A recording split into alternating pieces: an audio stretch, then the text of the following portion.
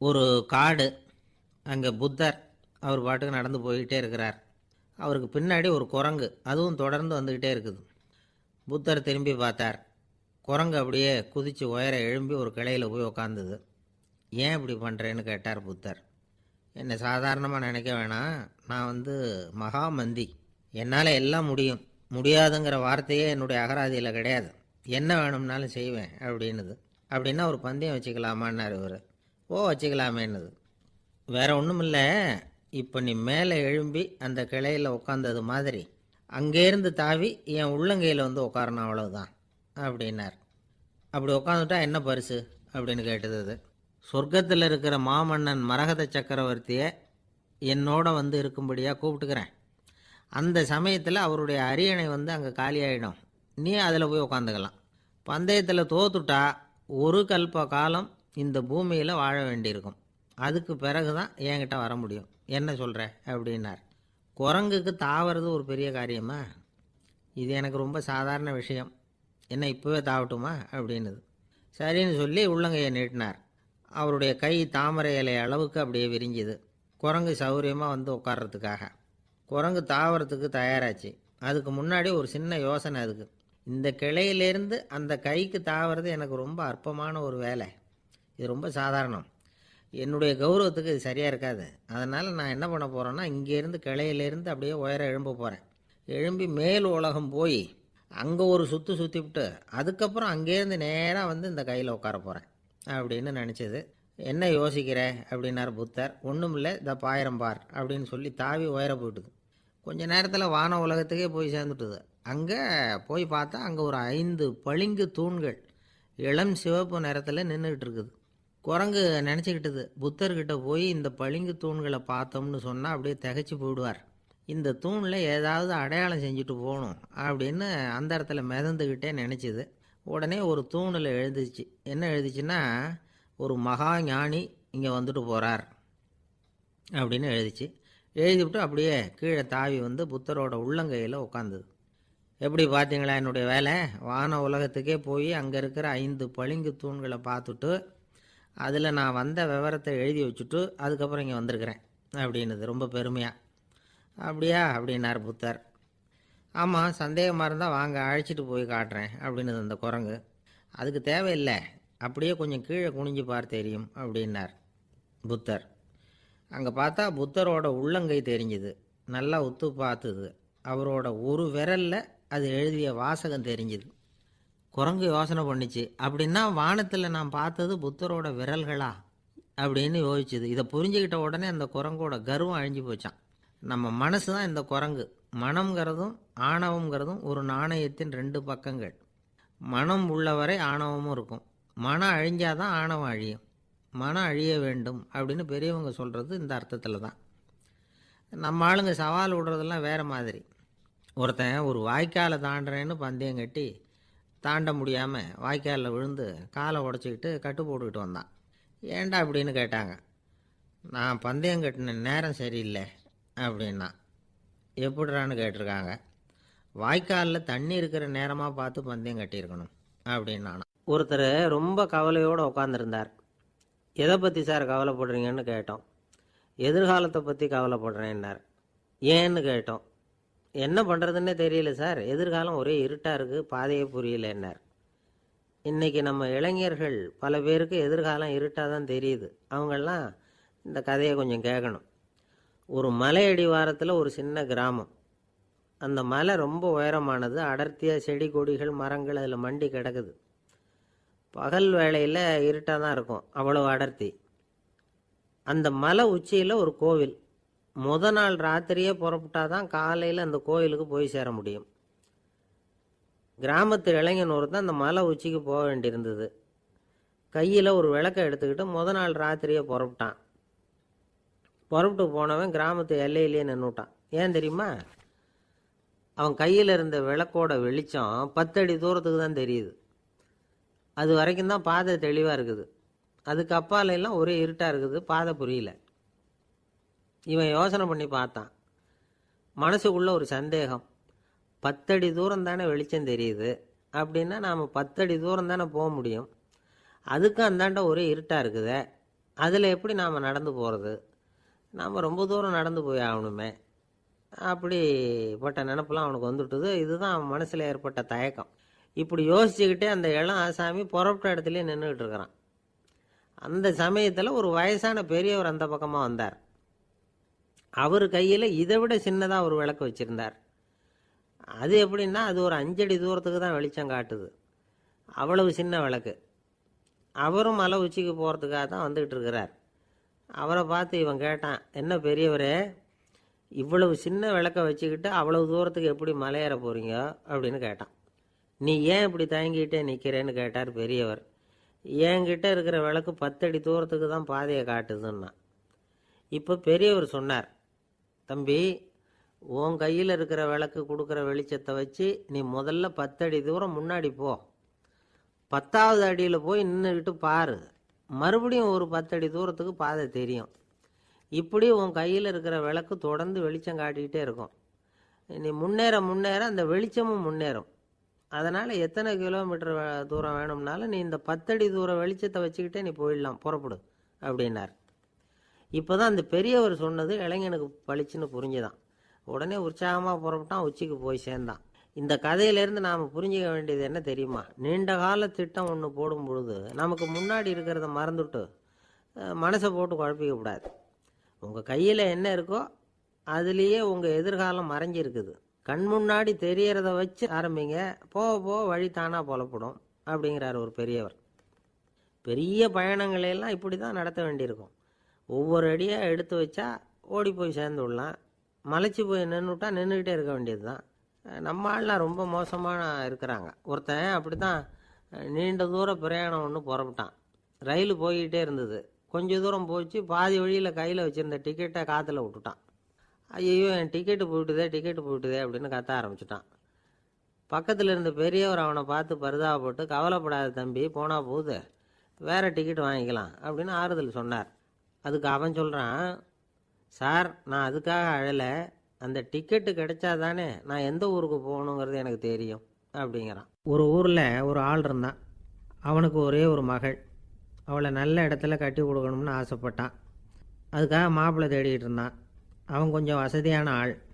அதனால் நிறைய பேர் வந்தாங்க. இருந்தாலும் ஒரு நல்ல குணமுள்ள மாப்பிள்ளையாக இருக்கணும் அவன் எதிர்பார்த்தான்.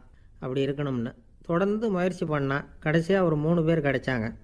அந்த 3 பேரில் யாரை தேர்ந்தெடுக்கிறது? இதுதான் அவனுக்கு வந்த குழப்பம். இந்த நிலைமையில் ஒரு பெரியவரை தேடி போனான். அவர்கிட்ட தன்னுடைய பிரச்சனையை சொன்னான். அவர் கொஞ்சம் யோசனை பண்ணார். அதுக்கப்புறம் 3 பேரையும் கூப்பிட்டார். இதை பாருங்கப்பா, உங்கள் 3 பேருக்கும் 3 மாத கால அவகாசம் தர்றேன். நீங்கள் இப்போ போகலாம். 3 மாதம் கழித்து திரும்பி வரலாம். அப்படி வரும்பொழுது இந்த 3 மாத காலத்தில் நீங்கள் செஞ்ச நல்ல காரியம் ஏதாவது ஒன்று சொல்லணும். அதை வச்சு உங்களில் ஒருத்தரை நாங்கள் தேர்ந்தெடுத்துக்கிறோம் அப்படின்னு சொன்னாராம். 3 பேரும் சரின்னு சொல்லிவிட்டு திரும்பி போயிட்டாங்க. 3 மாதம் ஆச்சு. அதுக்கப்புறம் ஒரு நாள் திரும்பி வந்தாங்க. அவர் அவங்கள கூப்பிட்டு உட்கார வச்சார். அப்புறம் கேட்டார், இப்போ சொல்லுங்கள், இந்த 3 மாத காலத்தில் நீங்கள் செஞ்சுருக்கிற ஏதாவது ஒரு நல்ல காரியத்தை சொல்லுங்க அப்படின்னார். முதல்ல ஒருத்தன் எழுந்திரிச்சு நின்னான். ஐயா, எங்கள் அப்பா இறந்த பிறகு அவரோட கணக்கு வழக்குகளை எடுத்து பார்த்துக்கிட்டு இருந்தேன். அவர் ஒரு வியாபாரிகிட்ட 10,000 ரூபா கடன் வாங்கியிருக்கிறதாக எழுதியிருந்தார். அந்த வியாபாரியும் இப்போ உயிரோடு இல்லை. இருந்தாலும் அந்த வியாபாரியோட மகனை தேடி கண்டுபிடிச்சேன். கணக்கு புத்தகத்தை காட்டினேன். எங்கள் அப்பா உங்கள் அப்பா கிட்ட 10,000 ரூபா கடன் வாங்கியிருக்கிறதாக இதை எழுதியிருக்கிறார். அதனால் அதை திருப்பி கொடுக்கறதுக்காக வந்திருக்கிறேன். இந்தாங்க அந்த பணம் அப்படின்னு சொல்லி கொடுத்துட்டு வந்துட்டேன் அப்படின்னு நானும். இதை பெரியவர் கவனமாக கேட்டுக்கிட்டார். அதுக்கப்புறம் 2வது இளைஞன் எழுந்திரிச்சான். ஐயா, நான் போன மாதம் ஒரு நாள் ராத்திரி வேளையில் ஒரு காட்டுப்பாதை வழியாக எங்கள் ஊருக்கு போய்கிட்டு இருந்தேன். அந்த சமயத்தில் அந்த வழியாக வந்துக்கிட்டு இருந்த ஒரு வழிப்போக்கர்கிட்ட 4-5 திருடர்கள் வம்பு வளர்த்து அவர்கிட்ட இருந்த பொருளை எல்லாம் கொள்ளையடிச்சிக்கிட்டு இருந்தாங்க. நான் உடனே ஒரு குச்சியை எடுத்துகிட்டு ஓடினேன். அந்த திருடர்களை அடித்து விரட்டினேன். பொருளையெல்லாம் மீட்டு அந்த வழிப்போக்கர்கிட்ட ஒப்படைச்சேன். அவரை பத்திரமா அழைச்சிட்டு போய் அவர் வீட்டில் விட்டுட்டு வந்தேன் அப்படின்னு நானும். இதையும் பெரியவர் கவனமாக கேட்டுக்கிட்டார். அடுத்தபடியாக 3வது இளைஞன் எழுந்திரிச்சான். ஐயா, போன மாதம் ஒரு நாள் நான் ஒரு மலைப்பாதை வழியாக போய்கிட்டு இருந்தேன். மலைப்பாதை விளிம்பில் ஒரு மதகு கட்டை, அது மேலே ஒரு ஆள் படுத்து தூங்கிட்டு இருந்தான். அந்த பக்கம் தவறி உருண்டு விழுந்திருந்தான்னா அதில் பாதாளம். அது மலையடி வாரத்தில் போய் தான் விழணும். அவ்வளவு பள்ளம். அது தெரியாமல் அவன் பாட்டுக்கு தூங்கிட்டு இருந்தான். நான் உடனே அவன்கிட்ட ஓடி போய் குனிஞ்சு அவன் முகத்தை பார்த்தேன். அப்போ தான் புரிஞ்சுது, அவன் ஏற்கனவே எனக்கு தெரியும். அவனை எனக்கு நிறைய கெடுதல் பண்ணியிருக்கிறான், இடைஞ்சல் கொடுத்தவன். இருந்தாலும் ஐயோ பாவம்னு நினச்சி அவனை எழுப்பி பாதுகாப்பாக வேற ஒரு இடத்துல படுக்க வச்சுட்டு வந்தேன் அப்படின்னு நானா.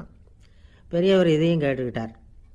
அதுக்கப்புறம் அவங்க 3 பேரையும் பார்த்து, நீங்கள் போகலாம், நாங்கள் யோசித்து முடிவு பண்ணி உங்களுக்கு சொல்லி அனுப்புகிறோம் அப்படின்னாராம். அந்த இளைஞர்கள் புறப்பட்டு போயிட்டாங்க. அதுக்கப்புறம் அந்த பெண்ணோட அப்பாவை பார்த்து சொன்னார், இந்த 3 பேருமே நல்ல பிள்ளைங்க தான், அதில் ஒன்றும் சந்தேகம் இல்லை. இருந்தாலும் இந்த 3 பேர் செஞ்ச செயல்களையும் ஒப்பிட்டு பார்க்க வேண்டியிருக்கு. முதல் இளைஞன் நேர்மைக்கு எடுத்துக்காட்டாக விளங்குறான். இந்த காலத்தில் இது மாதிரி இளைஞர்களை பார்க்குறது ரொம்ப கஷ்டம்தான். இருந்தாலும் அவன் கடமையை தான் செஞ்சான். 2வது இளைஞன் நல்ல வீரன், தைரியசாலி. ஒரு வீரன் எதை செய்யணுமோ அதைத்தான் இவன் செஞ்சான். இவன் ஒரு லட்சிய மனிதன். 3வது இளைஞன் தன்னுடைய பகைவனுக்கே உதவி செஞ்சுருக்கான். அவன் உயிரை காப்பாற்றியிருக்கிறான். பகைவனுக்கு அருள்வதுங்கிறது ஒரு சாதாரண மனுஷனால் செய்யக்கூடிய காரியம் இல்லை. பகையை மறக்கிறதும் பகைவனுக்கு அருள்வதும் தெய்வீக பண்புகள். அதனால் இவனையே உன்னுடைய மகளுக்கு ஏற்ற மாப்பிள்ளையா தேர்ந்தெடுக்கலாம் அப்படின்னு சொன்னாங்களாம். ஒரு நல்ல நாளில் அவங்களுக்கு திருமணம் நல்ல விதமாக நடந்து முடிஞ்சுதான். இது சுவாமி சின்மயானந்தர் சொல்லியிருக்கிற ஒரு கதை. இதிலேருந்து நாம் புரிந்து கொள்ள வேண்டிய ஒரு கருத்து, நமக்கு கெடுதல் பண்ணவங்களுக்கும் நாம் நல்லது செய்யணும். ஆனால் நடைமுறையில் அப்படி நம்மளால் செய்ய முடியறதில்ல. அதுதான் சிக்கல். நம்மால் ஒருத்தங்கிட்ட கேட்டேன், ஏண்டா உன்னுடைய பகைவன் ஒருத்தன் அது மாதிரி ஒரு மலைப்பாதை மதகு கட்டையில் படுத்திருந்தா உடனே நீ என்ன நினைப்ப அப்படின்னு கேட்டோம். இது ஒரு அருமையான சந்தர்ப்பம்னு நினைப்பேன் அப்படின்னா. எதுக்குன்னு கேட்டோம். அவனை அந்த பக்கமாக உருட்டி கீழே தள்ளுறதுக்கு அப்படின்னா. ஒரு அம்மா, அவங்களுக்கு 35 வயசு இருக்கும். குடும்பத்தில் எந்த கஷ்டமும் இல்லை. இருந்தாலும் காரணம் இல்லாமல் பிள்ளைங்க பேரில் கோவப்படுறது, எரிஞ்சு விழுறது அவங்க வழக்கம். பிள்ளைங்க அழும். உடனே அவங்க மனசும் சங்கடப்படும். இன்னொரு அம்மா, நல்ல வேலையில் இருக்கிறவங்க, வாரத்துக்கு ஒரு தடவையாவது தலைவலி வந்துடும். இவங்களுக்கெல்லாம் உடம்புல எந்த கோளாறும் இல்லை, மனசு மட்டும் சரியாக இருக்காது. தூக்க மாத்திரை கையில் வச்சுருப்பாங்க. 30-35 வயசுடைய பெண்களுக்கு சர்வசாதாரணமாக காணப்படுகிற மனக்கோளாறு இது. இதுக்கு பேர் மனவாட்டம், டிப்ரெஷன், மனமடிவு அப்படின்னு சொல்லலாம். இந்த நோய்க்கு அறிகுறி என்ன தெரியுமா? மனசில் வருத்தமான உணர்வு இருக்கும். அடிக்கடி அழலாம் போல தோணும். முன்னால் எல்லாம் எந்தெந்த செயலில் ஆர்வம் இருந்ததோ அதெல்லாம் குறைஞ்சிரும், அல்லது சுத்தமாகவே ஆர்வம் இல்லாமல் போயிடும். சில பெண்கள் இளம் வயசில் பக்கத்தில் இருக்கிறவங்க கிட்ட கலகலப்பாக பேசுவாங்க, வீட்டை அலங்கரிக்கிறதுல ஆர்வம் இருக்கும். இப்போ அதிலெல்லாம் ஆர்வம் இல்லாமல் போயிடும். எந்த வேலை செஞ்சாலும் சீக்கிரம் களைப்பு அடைஞ்சுடுறது மாதிரி ஆகிடும்.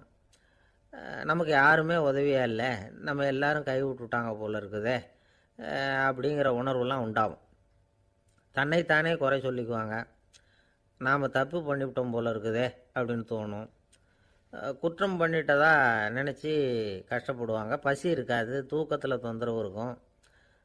அடிக்கடி செத்து போடலாங்கிற உணர்வு வரும். தற்கொலை பண்ணிக்கலாங்கிற எண்ணம் உண்டாகும். சில பேர் தற்கொலை முயற்சியில் கூட ஈடுபடுவாங்க. சில பேருக்கு பலவிதமான உடல் வலிகள் இருக்கும், பலவீனம் இருக்கும், சீக்கிரமாக களைப்படைஞ்சு போடுவாங்க. இதெல்லாம் மனவாட்ட நோய்க்கான தன்மைகள். இந்த மனவாட்டம், அதாவது டிப்ரெஷனை 2 வகையாக பிரிக்கலாமா. ஒன்று தானாக உண்டாக்கிக்கிறது, இன்னொன்று எதிர் விளைவை உண்டு பண்ணுகிற அல்லது நரம்பு சம்பந்தப்பட்ட டிப்ரெஷன். தானாக உண்டாக்கிக்கிற மனவாட்ட நோய் இருக்குது பாருங்கள், அதுக்கு ஏதாவது சூழ்நிலை காரணமாக இருக்கலாம், அல்லது இல்லாமலும் போகலாம். மூளையில் டொப்பாமைன் அல்லது செரட்டோனின் இதோட அளவு குறையும் பொழுது இந்த டிப்ரெஷன் உண்டாகுது. இதுக்கு ஓரளவு பிறவி காரணங்கள் கூட இருக்கலாம். குடும்பத்தில் வேறு சிலருக்கும் வரலாம்.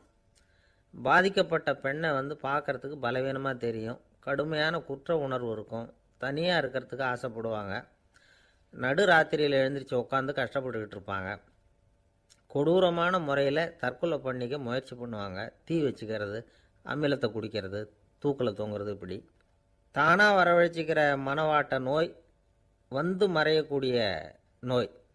ஒரு தடவை வந்தால் 3லேருந்து 6 மாதம் வரைக்கும் நீடிக்கும். இடைப்பட்ட காலங்களில் நோயாளி இயல்பாக இருப்பார். எதிர் விளைவை உண்டு பண்ணுகிற அல்லது நரம்பு சம்பந்தப்பட்ட மன வாட்ட நோய் எப்படின்னா, கணவன் மனைவி, மாமியார் மருமகள், இப்படிப்பட்ட உறவு முறை பிரச்சனைகள், தோல்விகள், எரிச்சல்கள், ஆஃபீஸு பிரச்சனை, இப்படிப்பட்ட சூழ்நிலையால் உண்டாகிறது. எல்லாத்துக்கும் மருந்து இருக்குது, மார்க்கம் இருக்குது, கவலைப்பட வேண்டியதில்லை, தைரியமாக இருக்கணும். உளவியல் மருத்துவம் இதுக்கு ரொம்ப உபயோகமாக இருக்கும். சில பெண்களை பாருங்கள், அவங்க எதுக்கும் அலட்டிக்கிறது இல்லை.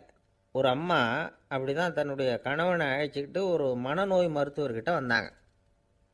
டாக்டர், எங்கள் வீட்டுக்காரர் திடீர்னு ஒரு மாதிரி ஆயிட்டார், வித்தியாசமாக நடந்துக்கிறார். எப்படின்னா, இவர் தன்னையே ஒரு ஒட்டடை பூச்சியாக நினச்சிக்கிட்டு இருக்கிறார். அப்படி நினச்சிக்கிட்டு தன்னுடைய தலையாலேயே வீட்டில் உள்ள ஒட்டடையெல்லாம் தொடச்சிக்கிட்டு இருக்கிறார் அப்படின்னாங்க. எவ்வளவு நாளாக அப்படி இருக்குதுன்னு கேட்டார் டாக்டர். ஒரு வாரமாக அப்படி இருக்குது அப்படின்னாங்க அந்த அம்மா. அப்படின்னா முன்னாடியே ஏன் அழைச்சிட்டு வரல அப்படின்னு கேட்டார் டாக்டர். வீடு பூரா சுத்தமாகட்டுமேனு பார்த்துக்கிட்டு இருந்தேன் டாக்டர் அப்படின்னாங்களாம் அந்த அம்மா. ஒரே ஒரு ஊரில் ஒரு பாதிரியார் இருந்தார்.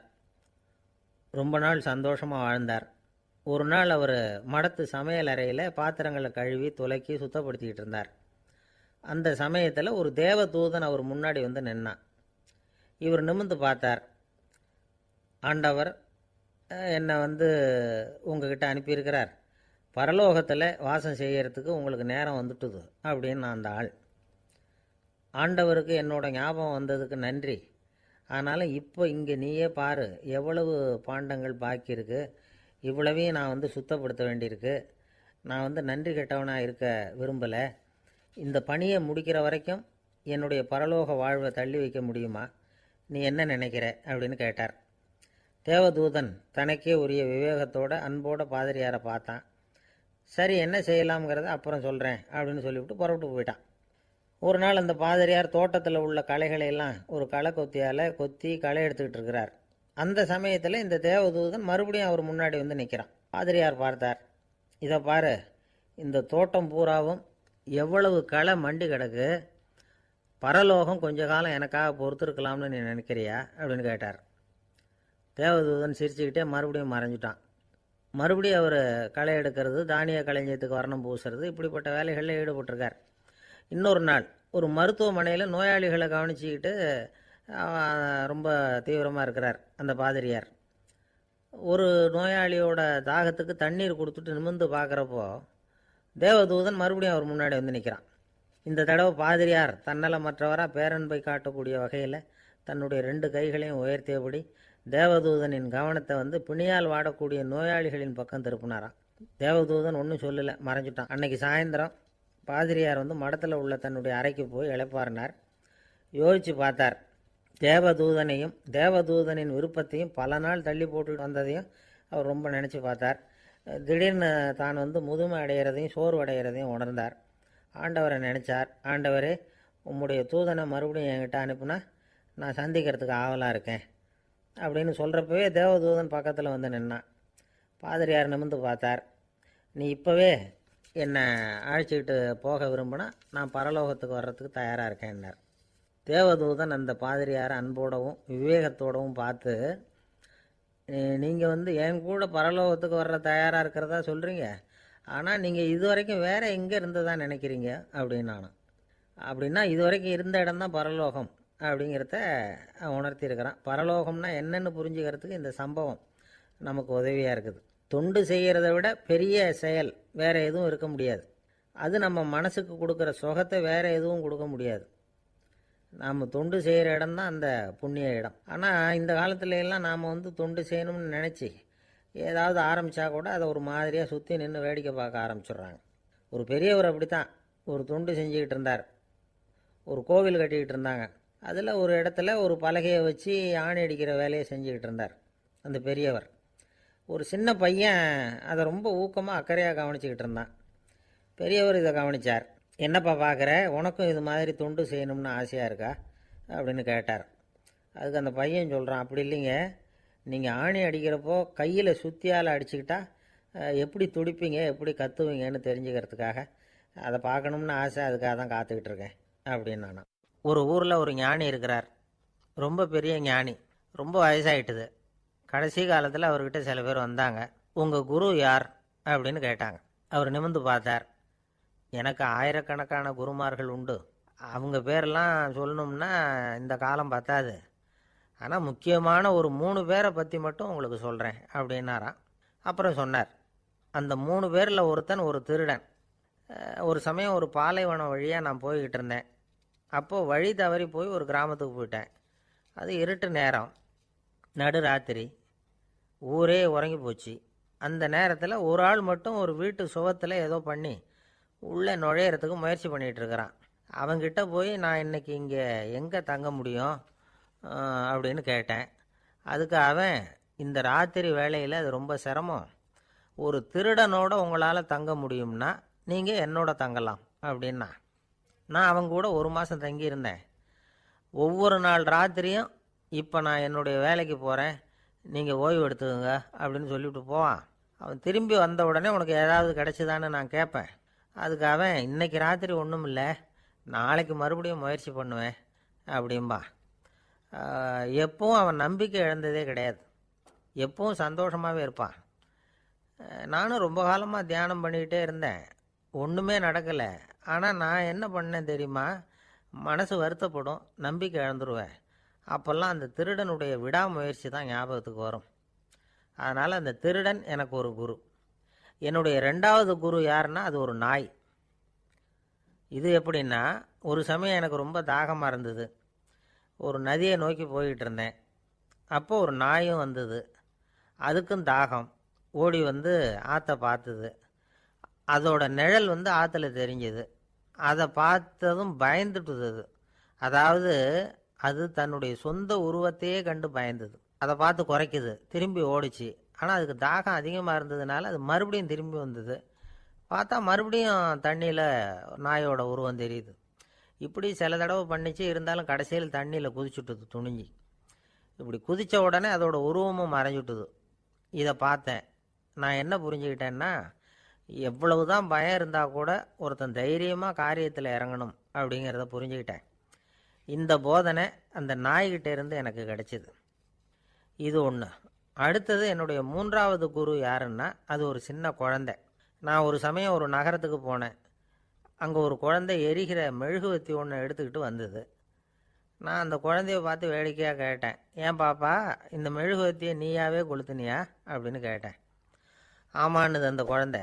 சரி, இந்த மெழுகுவத்தி முன்னாடி எரியாமல் இருந்தது, இப்போ எரியுது. இந்த மெழுகுவத்திக்கு வெளிச்சம் எங்கேருந்து வந்தது, அதை எனக்கு காட்ட முடியுமா அப்படின்னு கேட்டேன் அந்த குழந்தைகிட்ட. இதுக்கு அந்த குழந்தை சிரிச்சுக்கிட்டு அந்த மெழுகுவத்தியை ஊதி அணைச்சுட்டுது. அதுக்கப்புறம் என்னை பார்த்து கேட்டுது, இப்போ இந்த மெழுகுவத்தியின் வெளிச்சம் போனதை பார்த்தீங்க இல்லையா, அது எங்கே போச்சுன்னு எனக்கு சொல்லுங்க அப்படின்னுது. அந்த குழந்தை இப்படி கேட்டதும் என்கிட்ட இருந்த ஆணவம் அழிஞ்சுட்டுது. நான் படித்ததெல்லாம் அந்த வினாடியில் சுக்கு நூறாக போயிட்டுது. என்னுடைய முட்டாள்தனத்தை நான் உணர்ந்தேன் அப்படின்னு இவ்வளவும் அந்த ஞானி விவரமாக சொன்னாராம். அதனால் நாம் இன்னார்கிட்டே இருந்து தான் இதை கற்றுக்கணுங்கிறது இல்லை, யாருக்கிட்டே இருந்தும் எதையும் கற்றுக்கலாம். நம்மால் ஒருத்தன் ஒரு நாய் வளர்த்துக்கிட்டு இருந்தான். அந்த நாய்க்கு வால் கிடையாது. யாரோ ஏற்கனவே வெட்டி எடுத்துட்டாங்க. இந்த நாய் தான் சார் எனக்கு குரு, அதுக்கிட்டே இருந்து கூட நான் பாடம் கற்றுக்கிட்டு இருக்கிறேன் அப்படின்னா. அப்படி என்ன கற்றுக்கிட்டேன் இந்த வால் இல்லாத நாய்கிட்டே இருந்து அப்படின்னு கேட்டோம். நாம் யாருக்கிட்டேயும் வாலாட்டக்கூடாது அப்படிங்கிற பாடத்தை அதுக்கிட்டே இருந்து தான் நான் கற்றுக்கிட்டேன் அப்படின்னா. ஒருத்தர் சிகரெட்டும் கையுமா வந்தார். சார், இந்த புகைப்பிடிக்கிற பழக்கத்தை நிறுத்தி போடணும்னு தான் பார்க்குறேன், முடியலேன்னார். புகைப்பிடிக்கிறத நிறுத்துறது ரொம்ப சுலபம் சார் அப்படின்னார் இன்னொருத்தர். எப்படி சொல்கிறீங்கன்னு கேட்டார் அவர். நான் கூட ஏற்கனவே 10 தடவை அந்த பழக்கத்தை நிறுத்தி இருக்கிறேன் சார் அப்படின்னார் இவர். இதிலேருந்து என்ன தெரியுது, புகைப்பழக்கத்தை திடீர்னு விட்டு விடுறதுங்கிறது ரொம்ப கஷ்டம்னு தெரியுது. இருந்தாலும் இது சம்பந்தமான ஆராய்ச்சி, அனுபவம், இது ரெண்டையும் அடிப்படையாக வச்சு சில வழிமுறைகளை சொல்கிறாங்க. அதாவது புகைப்பிடிக்கிறத நிறுத்துறதுக்கு 10 வழிகள் உண்டு அப்படின்னு சொல்கிறாங்க. அது என்னங்கிறது தெரிஞ்சுக்கிட்டா உபயோகப்படுதான்னு பார்க்கலாமே. முதல் கருத்து என்னன்னா, கொஞ்ச நாளைக்கு புகைப்பிடிக்கிற நண்பர்களை விட்டு விலகி இருக்கணும். இதனால் புகைப்பிடிக்கிற ஆசை குறையும். அந்த பழக்கத்தை மறுபடியும் ஆரம்பிக்கப்படாதுங்கிற எண்ணம் உறுதிப்படும். 2வது கருத்து, புகைப்பிடிக்கிறதை எதிர்த்து தீவிரமாக பிரச்சாரம் செய்ய ஆரம்பிச்சிடணும். அது அடுத்தவங்களுக்கும் உபயோகப்படும், உங்களுக்கும் உபயோகப்படும். உங்கள் உள்ளுணர்வை அது தூண்டும், உங்களை உறுதி கொள்ள வைக்கும். 3வது கருத்து என்னென்னா, தினமும் 2 தடவை குளிக்கணும். எப்படி தெரியுமா? முதல்ல வெது வெதுப்பான தண்ணீர், அப்புறம் குளிர்ந்த தண்ணீர், இப்படி மாறி மாறி குளிக்கணுமா. 4வது கருத்து, உடற்பயிற்சிகள் செய்யணும். மூச்சு வாங்குற மாதிரியான பயிற்சிகள் ரொம்ப நல்லதான். பிராணாயாமம் அப்படிங்கிற மூச்சு பயிற்சி ரொம்ப நல்லதுங்கிறாங்க. அப்புறம் 5வது கருத்து, சாப்பாடு மிதமாக இருக்கணும், சீராக இருக்கணும். பச்சை காய்கறிகள், பழங்கள் சாப்பாட்டில் சேர்த்துக்கலாம். அடிக்கடி கொஞ்சம் கொஞ்சமாக சாப்பிட்டு ரத்தத்தில் சர்க்கரையின் அளவை பராமரிக்கணும். இது நரம்புகளை அமைதிப்படுத்தும். 6வது கருத்து என்னென்னா, ரொம்ப நேரம் பசியோடு இருக்கக்கூடாது. புகைப்பிடிக்கிறத நிறுத்த முயற்சி செய்யும் பொழுது எடை குறைப்பு நடவடிக்கைகளை மேற்கொள்ளக்கூடாது. 7வது கருத்து, காப்பி, தேநீர், மதுபானம், அப்புறம் போதைப் பொருள்கள் கலந்த உணவுகள் இதெல்லாம் வேணாம். புகைப்பிடிக்கிறத அதெல்லாம் ஊக்கப்படுத்தும். கடுகு, மிளகு, அப்புறம் காரமான பொருள்களை தவிர்க்கணும். உப்பு அளவை குறைக்கணும். தினமும் 10 குவளை தண்ணீராவது குடிக்கணும். வெறும் தண்ணி புகைப்பிடிக்கிற ஆவலை தணிக்குதான். 8வது கருத்து, கையில் சிகரெட்டு, புகையில ஏதாவது இருந்தால் உடனே தூக்கி எறிஞ்சிருங்க. அது கையில் இருக்கிற வரைக்கும் புகைப்பிடிக்கிற ஆசை வந்துக்கிட்டே இருக்கும். 9வது கருத்து என்னென்னா, இறை நம்பிக்கை உள்ளவங்க புகைப்பிடிக்கிற எண்ணம் வர்றப்போவெல்லாம் பிரார்த்தனை செய்ய ஆரம்பிச்சுடலாம். 10வது கருத்து, உங்களுக்கு ரொம்பவும் வேண்டியவங்க யாரோ அவங்கக்கிட்ட எல்லாம் நீங்கள் புகைப்பிடிக்கிறத நிறுத்தி விட்டதா சொல்லிவிடுங்க. இந்த 10 வழிகளையும் கடைபிடிக்க ஆரம்பிச்சுட்டா புகைப்பிடிக்கும் பழக்கத்தை நிறுத்தி விடலாம் அப்படின்னு சொல்கிறாங்க அனுபவப்பட்டவங்க. முயற்சி பண்ணி பார்க்கலாம். ஒரு முக்கியமான இடத்துல நின்றுக்கிட்டு இருந்தார் ஒருத்தர். அங்கே இன்னொருத்தர், ஏன் சார் இந்த இடத்துல சிகரெட் பிடிக்கலாமா அப்படின்னு அனுமதி கேட்டார். இந்த இடத்துல சிகரெட் பிடிக்கக்கூடாதுங்க அப்படின்னாரு இவர். நீங்கள் இப்படி சொல்கிறீங்க, ஆனால் இந்த இடத்துல கீழே நிறைய சிகரெட் துண்டுகள் கிடக்குதே, அவங்கெல்லாம் யார்? அவங்கெல்லாம் உங்கள் மாதிரி என்கிட்ட அனுமதி கேட்காதவங்க அப்படின்னாராம் இவர். இந்த உலகத்தில் எவ்வளவோ உயிரினங்கள் இருக்குது. ஒவ்வொன்றும் ஒவ்வொரு விதமாக சண்டை போடுது. இப்போ 2 மாடு சண்டை போட்டுக்குதுன்னு வச்சுங்க, என்ன பண்ணும்? 2 முட்டிக்கும். அதுக்கு சண்டை போடுறதுக்கு ஆயுதமாக உபயோகப்படுறது அதோட கொம்பு. 2 சேவல் சண்டை போட்டுக்குதுன்னு வச்சுங்க, அதுக்கு ஆயுதமாக உபயோகப்படுறது அதோட கால் நகம். காலால் தான் அது ஒன்றோட ஒன்று சண்டை போட்டுக்கும். ஆனால் 2 மனுஷன் சண்டை போட்டுக்கிறான்னு வச்சுங்க, இவன் இன்னதை தான் ஆயுதமாக உபயோகப்படுத்துவான்னு குறிப்பிட்டு சொல்ல முடியாது. கல்லை எடுப்பான், கத்தி எடுப்பான், துப்பாக்கி எடுப்பான், என்ன வேணாலும் பண்ணுவான். வாயால் திட்டுவான், கையால் அடிப்பான், காலால் உதைப்பான், சகலகலாக வல்லவன். விலங்குகள்லாம் பொதுவாக வாயை சாப்பிட்றதுக்கு மட்டும்தான் உபயோகப்படுத்துது. ஆனால் இவனுக்கு சாப்பிட்றதுக்கும் அதுதான், சாப்பிட்டு விட்டு திட்டுறதுக்கும் அதுதான். ஆனால் ஒரு விஷயத்தில் மட்டும் கெட்டிக்கிறேன். அதாவது நாம் சண்டை போட்டுக்கிட்டாலும் பரவாயில்லை, கோழிகள் சண்டை போடாமல் இருக்கணும் அப்படின்னு ஆசைப்படுறான். எதுக்காக? கோழிகள் சண்டை போடாமல் இருந்தால் நிறைய முட்டைகள் போடுமா, அதுக்காக தான் இந்த அக்கறை. கோழி பண்ணை வச்சுருக்கிறவங்களுக்கு இது ஒரு பெரிய பிரச்சனை. அதாவது பண்ணையில் இருக்கிற கோழிகளுக்குள்ளே அடிக்கடி சண்டை வந்துடும். அதனால் முட்டை உற்பத்தி குறைஞ்சிரும். சரி, இதுக்கு என்ன பண்ணுறது? பண்ணையில் போய் உட்காந்துக்கிட்டு தினமும் பஞ்சாயத்து பேசிகிட்டு இருக்க முடியுமா? அமெரிக்காவில் கோழி பண்ணை வச்சுருக்கிற ஒருத்தர் இதை பற்றி யோசனை பண்ணி பார்த்தாராம். ஒரு வழியையும் கண்டுபிடிச்சிருக்கார். கோழிக்கெல்லாம் மூக்கு கண்ணாடி மாட்டி விட்டுட்டோம்னா அது சண்டை போடுற குணம் குறைஞ்சிரும், முட்டை அதிகமாகிடும். அந்த கண்ணாடியில் உள்ள லென்ஸு சிவப்பு நிறத்தில் இருக்கணும், அவ்வளவுதான் அப்படின்னு அவர் கண்டுபிடிச்சாராம். இது ஏற்கனவே நடைமுறையில் கண்டுபிடிக்கப்பட்ட ஒரு விஷயம். ஆனால் எல்லா கோழிக்கும் சிவப்பு மூக்கு கண்ணாடி எப்படி மாட்டி விடுறது? அப்படியே மாட்டி விட்டாலும் அது நழுவாமல் இருக்கணுமே. இப்போ நாமெல்லாம் நடு விரலால் மூக்கு கண்ணாடி நடுவில் தொட்டு அப்படி ஸ்டைலாக சரி பண்ணிக்கிறோம். அது மாதிரி கோழி எப்படி சரி பண்ணிக்கும்? இதுதான் பிரச்சனை. இதுக்கு அவர் என்ன வழி கண்டுபிடிச்சாருன்னா, கோழிக்கெல்லாம் மூக்கு கண்ணாடிக்கு பதிலாக விழியொட்டு வில்லைகள், காண்டாக்ட் லென்ஸ், அதை பொருத்தி விட்டா என்ன அப்படின்னு யோசனை பண்ணார். அதே மாதிரி பண்ணார். அதே மாதிரி செஞ்சு பார்த்தார், வெற்றி. அதுக்கப்புறம் கோழியெல்லாம் சண்டை போட்டுக்கலையாம், சமாதான பிரியர்கள் ஆகிட்டு தான். கோழிகளுக்கு இயல்பாகவே சண்டை போடுற குணம் உண்டு. ஆனால் அதோட கண்ணுக்கு பார்க்குற பொருள்லாம் ரோஜா நிறத்துலையோ அல்லது இன்னும் சொல்லப்போனால் அழுத்தமான சிவப்பு நிறத்துலையோ தெரிஞ்சதுன்னா சண்டை போடுற குணம் குறைஞ்சிருதான். அந்த சமயத்தில் அது அதிகமாகவும் முட்டையிட ஆரம்பிச்சுடுதான். அதே நேரத்தில் இறை எடுக்கிறத கூட குறைச்சிக்குதான். இது ஏன் இப்படி பண்ணுதுங்கிறது விஞ்ஞானிகளுக்கு இன்னமும் புரியலையா. எப்படியோ அமெரிக்க கோழிகள்லாம் காண்டாக்ட் லென்ஸ் பொருத்திக்க ஆரம்பித்தாச்சு. கோழி கழுத்தை பிடிச்சிக்கிட்டு ஒரு சில வினாடிகளில் அதை பொருத்தி விட்றாங்களாம். கோழியோட ஆயுள் பூரா அது அப்படியே இருக்குமா. பண்ணையில் முட்டை உற்பத்தி குறைஞ்சா இது மாதிரி விஞ்ஞானபூர்வமாக பரிகாரம் தேடுறது தான் நல்லது. நமக்கு வேண்டியப்பட்ட ஒருத்தர், அவர் ஒரு கோழி பண்ணை வச்சுருந்தார். அந்த பண்ணையில் பாதி கோழி திடீர்னு செத்து போச்சு. உடனே ஒரு கால்நடை மருத்துவர்கிட்ட போக வேண்டியது தானே, அங்கே போகல. உள்ளூரில் மந்திரம் பண்ணிகிட்டு இருந்த ஒரு சாமியார்கிட்ட போனார். அவர் காலில் விழுந்தார். சாமி, என் பண்ணையில் பாதி கோழி செத்து போட்டுதுன்னார். சாமியார் யோசனை பண்ணார். சரி, பண்ணையில் வாசப்படி கிழக்கு பக்கமாக வச்சுருக்கியா மேற்கு பக்கமாக வச்சுருக்கியான்னு கேட்டார். கிழக்கு பக்கமாக இருக்குன்னார் அவர். அதுதான் தப்பு, மேற்கு பக்கமாக அதை மாற்று, சரியாக போடும்னாராம். அதே போல் இவர் போய் மாற்றிவிட்டார். அப்பவும் பாதி செத்து போச்சு. மறுபடியும் வந்து சொன்னார், சாமி மறுபடியும் பாதி கோழி செத்து போட்டுதேன்னார்.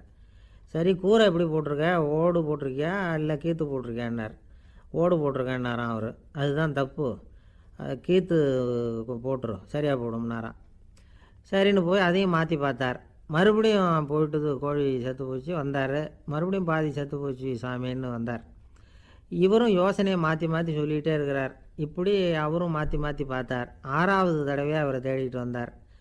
அந்த சமயத்தில் இவர் ரொம்ப தீவிரமாக யோசனை பண்ணி பார்த்துட்டு, அது சரிப்பா, நீயும் என்கிட்ட சளைக்காமல் வந்துக்கிட்டு இருக்கிற, நானும் யோசனை சொல்லிகிட்டு இருக்கேன்.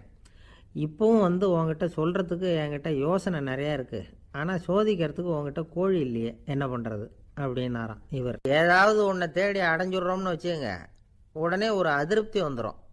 அதனால் வாழ்க்கைங்கிறது சலிப்பு நிறைந்தது அப்படிங்கிற எண்ணத்தை உண்டாக்கிக்கிறோம். ஒன்று அடைஞ்சதுக்கு அப்புறம் இன்னொன்று தேட ஆரம்பிச்சிருவோம். ஆக இந்த தேடல்ங்கிறது நாம் ஒன்று அடைஞ்சாலும் அடையாவிட்டாலும் தொடர்ந்து நடந்துக்கிட்டு தான் இருக்கும். இதுக்கு முடிவே கிடையாது. இந்த உண்மையை நாம் நல்லா புரிஞ்சுக்கணும் அப்படிங்கிறது பெரியவங்களுடைய கருத்து. ஏழையும் தேடுறான், பணக்காரனும் தேடுறான், நோயாளியும் தேடுறான், நோய் இல்லாதவனும் தேடுறான், அதிகாரம் உள்ளவனும் தேடுறான், அதிகாரம் இல்லாதவனும் தேடுறான், முட்டாளும் தேடுறான், அறிவாளியும் தேடுறான். ஆனால் யாரும் இதை தான் தேடி சாதிக்க போகிறோம், இதுதான் முடிவு அப்படின்னு திட்டவட்டமாக சொன்னதில்லை. ஒன்று அடைஞ்சதும் இன்னொன்று தேட ஆரம்பிச்சிடுறாங்க, அவ்வளோதான். அதாவது உங்களின் தேடுபவர் உங்கள் உள்ளே தான் இருக்கிறார், அவரை தேடி கண்டுபிடியுங்கள். இதுதான் ஞானிகள் நமக்கு சொல்லுகிற ஒரு ஆலோசனை. நம்மால் ஒருத்தன் ஜெயிலில் இருந்தான். இன்னொரு கைதி அவனை பார்த்து கேட்டான், ஏன்பா உன்னை பார்க்குறதுக்கு வெளியிலேருந்து யாருமே இங்கே வர்றது இல்லையே, உனக்கு சொந்தக்காரங்களே கிடையாதா அப்படின்னு கேட்டானா. ஏன் இல்லை, எனக்கு சொந்தக்காரங்க நிறைய பேர் உண்டு, அவங்க என்னை பார்க்க வராததுக்கு காரணம் வேற அப்படின்ட்டுருக்கான் இவன். என்ன காரணம்னு கேட்டான் அவன். அதுக்கு இவன் சொன்னானா, அதுக்கு என்ன காரணம்னா அவங்க எல்லாரும் இங்கே உள்ளேயே இருக்கிறாங்க அப்படின்னானா. ஒரு சீன தேசத்து அரசர் இருந்தார். அவருக்கு வயசாயிட்டுது. அவருக்கு அடுத்தபடியாக அவருடைய புள்ள பட்டத்துக்கு வரணும், ஆட்சி பொறுப்பை ஏற்றுக்கணும். ஒரு நல்ல தலைவனுக்கு இருக்க வேண்டிய பண்புகள்லாம் தன்னுடைய மகனுக்கு இருக்கணும்னு விரும்பினார் அந்த அரசர். அதனால் இளவரசனை பக்கத்தில் இருந்த ஒரு குரு கிட்ட அனுப்புனார். இளவரசன் அவர்கிட்ட போய் சேர்ந்தான். அந்த குரு என்ன பண்ணார் தெரியுமா, இவனை பார்த்து சொன்னார், இதை பாருப்பா, நீ என்ன பண்ணுற, இப்போவே பக்கத்தில் இருக்கிற காட்டுக்கு போ, நடுக்காட்டில் போய் ஒரு இடத்துல உட்காந்துக்கோ, அங்கே என்னென்ன சத்தம்லாம் உன் காதில் விழுதுன்னு கவனித்து கேளு, உன் காதில் விழுந்த ஓசைகள் என்னென்னங்கிறத என்கிட்ட வந்து சொல்லு, அதுதான் எனக்கு தெரியணும், உனக்கு வேலையும் அதுதான் அப்படின்னு சொல்லி அனுப்பி வச்சுட்டார். இளவரசன் காட்டுக்கு போனான். குரு சொன்னபடியே ஒரு இடத்துல உட்காந்து கவனித்து கேட்டான். அதுக்கப்புறம் குருக்கிட்ட திரும்பி வந்தான். என்னென்ன சத்தம்லாம் கேட்ட அப்படின்னு கேட்டார் குரு. குருவே, காட்டில் நான் பறவைகள் சத்தம்லாம் கேட்டேன், மிருகங்களின் ஓசையையும் கேட்டேன், இதை தவிர இடி மின்னல் மழை இதுகளோட சத்தத்தையும் கேட்டேன் அப்படின்னா.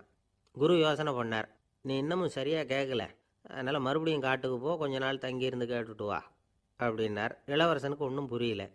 இருந்தாலும் குருவின் கட்டளையாச்சே, மறுக்க முடியுமா? உடனே அவன் மறுபடியும் காட்டுக்கு போனான். ஒரு இடத்துல உட்காந்தான். கொஞ்ச நேரம் உன்னிப்பாக கவனித்து கேட்டான். சில நாள் கழித்து குருக்கிட்ட திரும்பி வந்தான். குருவே, இந்த தடவை சில துல்லியமான சத்தங்களை எல்லாம் கேட்டான். தேனி பறக்கிற சத்தம், நீரோடையின் மெல்லிய ஓசை, இதெல்லாம் கேட்டேன்னா. குரு சிரித்தார். நீ மறுபடியும் காட்டுக்கு போ, இன்னும் சில நாள் அங்கே இரு, முழுமையாக கவனமாக கேட்டுக்கிட்டு வா அப்படின்னு சொல்லி அனுப்பி வச்சுட்டார். இளவரசனுக்கு குழப்பம் அதிகமாயிட்டுது. ஒன்றுமே புரியல. மறுபடியும் காட்டுக்கு போனான். மௌனமாக ஒரு இடத்துல உட்காந்துட்டான். அப்படியே தியானத்தில் ஆழ்ந்துட்டான். சில நாளில் அவனுக்கு இதுவரை கேட்காத ஓசைகள்லாம் கேட்க ஆரம்பிச்சிட்டுது. இதைத்தான் நான் கேட்கணும்னு என்னுடைய குரு எதிர்பார்த்துருக்கிறாருங்கிறத புரிஞ்சுக்கிட்டான். உடனே குருக்கிட்ட ஓடனான். குருவே, இந்த தடவை காதுகளுக்கு கேட்க முடியாத சில ஓசைகளை கூட என்னால் உணர முடிஞ்சுது. பூ மலருகிற ஓசை, சூரியனால் பூமி சூடாகிறப்போ எழுகிற ஓசை, காலை பனித்துளி இந்த புல்லுலாம் குடிக்கிற ஓசை, இது எல்லாம் என்னால் நல்லா கேட்க முடிஞ்சுது அப்படின்னா. குருவுக்கு இப்போ தான் திருப்தி ஏற்பட்டு தான். இளவரசனை பார்த்து சொன்னார், இதை பாருப்பா, இப்போ தான் நாட்டை ஆளுகிற தகுதி உனக்கு வந்திருக்குது அப்படின்னு சொல்லி அதுக்கு விளக்கமும் கொடுத்தாராம். எந்த அரசன் தன்னுடைய மக்களின் இதயம் பேசுகிற மௌன மொழியை மௌன வார்த்தைகளை கேட்குறானோ அவன்தான் ஆள தகுதி உள்ளவன். எந்த அரசன் தன்னுடைய மக்களின் உணர்ச்சிகளை உண்மையாக உணர்றானோ அவன்தான் முதன்மையான அரசன். போலி வார்த்தைகளை மட்டும் கேட்டுட்டு பல மௌன ராகங்களை காதில் வாங்கிக்காதவன் அரசனே இல்லை. எந்த நாட்டில் எப்போ ஒரு அரசன் தன்னுடைய மக்களின் உணர்ச்சிகளை கேட்க மறுக்கிறானோ அன்னையிலேருந்தே அந்த நாடு அழிய தொடங்குது அப்படின்னு அர்த்தம். இதுதான் அந்த குரு இளவரசனுக்கு போதிச்சது. வாயால் பேசுகிறத மட்டும் கேட்டு ஏமாறக்கூடாது, உணர்ச்சிகளையும் கேட்குறதுல தான் மனப்பக்குவம் உண்டாகும். மக்கள் உணர்ச்சிகளை புரிந்து கொள்ளாத அரசர்கள் நீடிச்சிருக்க முடியாது. அது மாதிரி நாடுகளில் அடிக்கடி குழப்பம் தான் உண்டாகும். அப்படி இருந்தால் அடிக்கடி ஆட்சி மாறிக்கிட்டு இருக்கும். அப்படிப்பட்ட ஒரு தேசம், அங்கே ஒரு சிறைச்சாலையில் 3 கைதிகள் பேசிக்கிட்டு இருந்தாங்க. ஒருத்தன் சொன்னான், நான் இந்த நாட்டு ராஜாவை எதிர்த்து பேசிக்கிட்டு இருந்தேன், அதனால் என்னை பிடிச்சி கொண்டாந்து இங்கே போட்டுட்டாங்க அப்படின்னா ஒருத்தன். இன்னொருத்தன் சொன்னான், நான் இந்த நாட்டு ராஜாவை ஆதரித்து பேசிக்கிட்டு இருந்தேன், அதனால் என்னை பிடிச்சி கொண்டாந்து இங்கே தள்ளிவிட்டாங்க அப்படின்னா. அது சரி, நீ என்ன தப்பு பண்ண அப்படின்னு சொல்லி 3வது ஆளை பார்த்து இவங்க கேட்டாங்க. அதுக்கு அந்த ஆள் சொல்கிறான், நான் தான் இந்த நாட்டு ராஜா அப்படின்னானா.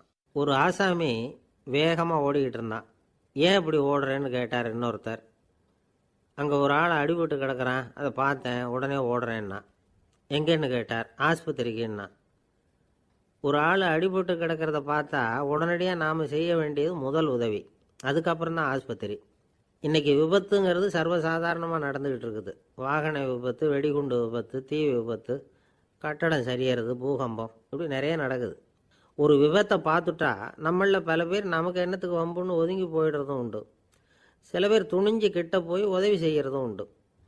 அப்படி உதவி செய்ய நினைக்கிறவங்களுக்கு உபயோகப்படுற தகவல் இது. விபத்தில் காயமடைஞ்சவங்களை 3 பிரிவாக பிரிக்கலாமா. முதல் வகை கொஞ்சம் சீரியஸானது, உயிருக்கு உடனே ஆபத்து தரக்கூடியது. மூளை காயம், முகம், கழுத்து காயங்கள், இருதயம், நுரையீரல் காயங்கள், வயத்தில் உள்ளுறுப்பு காயங்கள், அதிகப்படியான இரத்தப்போக்கு, இதனால எல்லாம் பாதிக்கப்பட்டிருந்தால் அது முதல் வகை அப்படின்னு நாமளே மனசுக்குள்ளே முடிவு பண்ணிக்கணும். இவங்களுக்கெல்லாம் உடனடியாக முதல் உதவி கொடுக்கணும். தாமதப்படுத்தாமல் ஆஸ்பத்திரிக்கு கொண்டுகிட்டு போயிடணும். இப்படி கொஞ்சம் எச்சரிக்கையாக நடந்துக்கிட்டால் அவங்களில் பல பேரை காப்பாற்றி போடலாம். 2வது வகை எப்படின்னா, முதல் உதவி விரைவாக கிடைச்சா உயிர் பிழைக்கக்கூடிய மார்பு காயங்கள், கைகால் எலும்பு முறிவு, இடுப்பு முதுகெலும்பு காயம், சீரான இரத்த சேதம், இப்படிப்பட்டவங்களை 2வது வகையாக பிரிக்கணும். ஆபத்து இல்லாத சிராய்ப்புகள், சிறு காயங்கள், இரத்த உறைவுகள், இதனால் பாதிக்கப்படுறவங்க 3வது வகை. ஒருத்தர் தலையில் அடிபட்டு நினைவு விழுந்துட்டார்னு வச்சுங்க, அவருக்கு வாந்தி வர்றதுனால புறையேறி மூச்சு அடைப்பு உண்டாகும். இப்படி ஆகாமல் இருக்கிறதுக்காக தலையை ஒரு பக்கமாக சாய்ச்சி வைக்கலாம். நாடி துடிப்பையும் இதய துடிப்பையும் தொட்டு பார்க்கணும். அது குறைஞ்சிருந்தாலும் சரி, நின்று இருந்தாலும் சரி, அவர் மார்பை நிமிஷத்துக்கு 80 தடவை உள்ளங்கையால் அழுத்தி இதய துடிப்பை மீட்கிறதுக்கு உதவி பண்ணணும். கழுத்தில் காயம்பட்டாலும் ஆபத்து அதிகம். கழுத்துக்கு அடியில் ஒரு துண்டை மடித்து வைக்கலாம். 2 பக்கமும் சின்ன தலையணை அல்லது துணி மடிப்புகளை வச்சு கழுத்தை அதிகமாக அசையாமல் பார்த்துக்கலாம். முதுகெலும்பு முறிஞ்சிருக்குமோ அப்படிங்கிற சந்தேகம் இருந்ததுன்னா அவரை அதிகமாக அசைய விடக்கூடாது. அதிகமாக அசைஞ்சால் தண்டு இடத்துல பாதிப்பு ஏற்பட்டு கைகால் விளங்காமல் போயிடும். அவரை ஒரு கனமான போர்வை இல்லைன்னா பாயில் படுக்க வச்சு 4 பேர் மெதுவாக தூக்கி மருத்துவ உதவிக்கு அனுப்பி வைக்கலாம். கையெலும்பு முறிஞ்சிருந்தால் முறிஞ்ச பாகத்தை உடம்போடு சேர்த்து அசையாமல் கட்டி போடலாம். கால் எலும்பு முறிஞ்சிருந்தால் மற்ற காலோடு சேர்த்து கட்டி போடலாம். முறிஞ்ச பாகம் தொங்காமல் பார்த்துக்கணும், அப்போ தான் வீக்கம் உண்டாகாமல் இருக்கும். வெட்டு காயம், குண்டடிப்பட்ட காயம், இதிலெல்லாம் இரத்தப்போக்கு அதிகமாக இருக்கும். ரத்தம் வெளியேற ஆபத்து அதிகம். சுத்தமான துணியை பல மடிப்புகளை மடித்து காயத்தின் மேலே வச்சு அழுத்தமாக ஒரு 10 நிமிஷம் பிடிச்சிக்கணும். ரத்தம் நின்ன உடனே காயத்துக்கு கட்டு போடலாம். சில சமயம் காயம்பட்ட பாகத்தை உயரமாக தூக்கி பிடிச்சிக்கிட்டா தான் ரத்த கசிவு நிற்கும். இந்த விவரங்களையெல்லாம் கொஞ்சம் மனசில் வாங்கி வச்சுக்கிட்டோம்னா சமயத்தில் உதவும். ஏன்னா இந்த காலத்தில் விபத்து எந்த ரூபத்தில் எப்போ வரும்னு யூகிக்கவே முடியல. நண்பர் ஒருத்தர் சொன்னார், நேற்றுக்கு பாருங்கள் சார், என் கண்ணு முன்னாடியே ஒரு சின்ன விபத்து நடந்ததுன்னார். என்னன்னு விசாரித்தோம். ஒரு பஸ்ஸில் வந்துக்கிட்டு இருந்தேன். அந்த பஸ்ஸில் பின்பக்கம் படி ஓரமாக நின்றுக்கிட்டு இருந்த ஒருத்தர் ரோட்டில் விழுந்துட்டார். டிரைவர் அதை கவனிக்கலை, நிறுத்தாமல் அவர் பாட்டுக்கு போகிறாருன்னார். கண்டக்டர் உடனே விசில் கொடுத்து பஸ்ஸை நிறுத்த வேண்டியது தானே அப்படின்னோம்.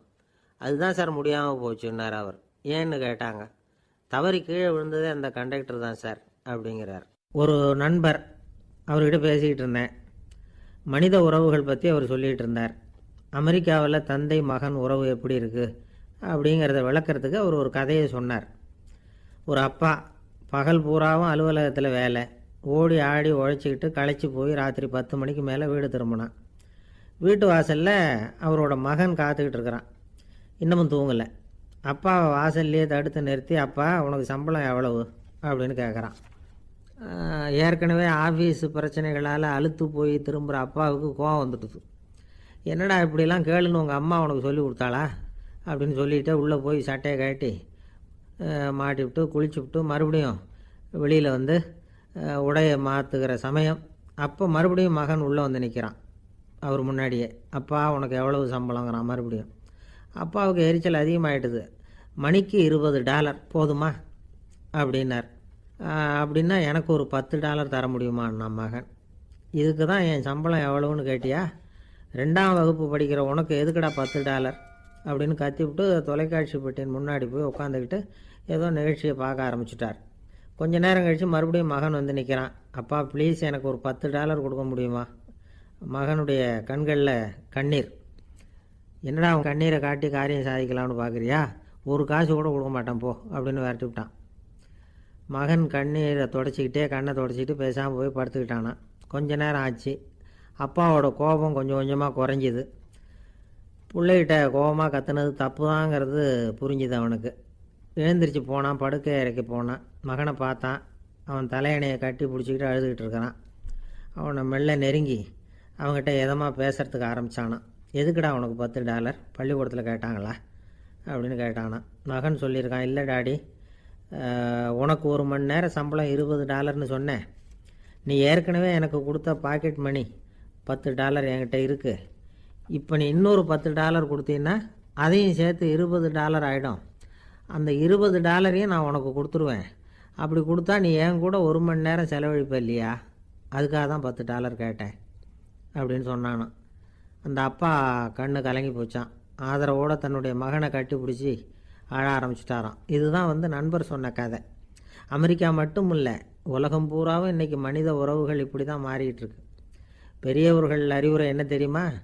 உங்கள் குழந்தைகளிடமிருந்து குழந்தை பருவத்தை பிரித்து விடாதீர்கள் அப்படிங்கிறது தான்.